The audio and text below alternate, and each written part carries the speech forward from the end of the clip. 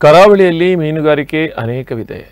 ಆಳ ಸಮುದ್ರದಲ್ಲಿ ಬೋಟ್ ಮೂಲಕ ಯಾಂತ್ರಿಕ ಮೀನುಗಾರಿಕೆ, ನದಿಯಲ್ಲಿ ಬಲೆಗಳ ಮೂಲಕ ಮೀನುಗಾರಿಕೆ. ಆದರೆ ನದಿ ತೀರಗಳಲ್ಲಿ ನದಿ ನೀರಿನ ಅಬ್ಬರ ಕಂಡು ಗಾಳದ ಮೂಲಕ ಮೀನು ಹಿಡಿಯುವುದು ಭಾರಿ ತಾಳ್ಮೆಯ ಚಾಕಚಕ್ಯತೆಯ ಕೆಲಸ.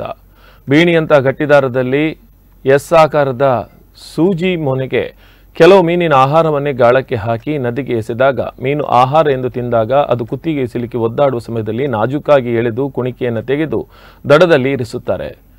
ಕೆಲವು ಸೇತುವೆ ನದಿ ತೀರದಲ್ಲಿ ರಾತ್ರಿಯಲ್ಲಿ ಮತ್ತು ಕೆಲವು ನಿಗದಿತ ಸಮಯದಲ್ಲಿ ಗಾಳದ ಮೂಲಕ ಮೀನು ಹಿಡಿದು ಜೀವನ ಮಾರ್ಗ ಕಂಡುಕೊಳ್ಳುವವರು ಇದ್ದಾರೆ. ಬಾರ್ಕೂರು ಬೆಣ್ಣಕುದುರುವಿನ ಸೀತಾ ನದಿ ತೀರದಲ್ಲಿ ಶಾಲಾ ವಿದ್ಯಾರ್ಥಿಗಳು ಸೇರಿದಂತೆ ಕೆಲವರು ಗಾಳದಿಂದ ಮೀನು ಹಿಡಿಯುತ್ತಿರುವುದು ಕಂಡುಬಂದಿದೆ. ಅತಿ ರುಚಿಕರ ಎನ್ನಲಾದ ಗಾಳದ ಮೀನನ್ನು ಹಿಡಿಯುವುದು ಕೂಡ ಒಂದು ತಾಳ್ಮೆಯ ಕಲೆಯಾಗಿದೆ.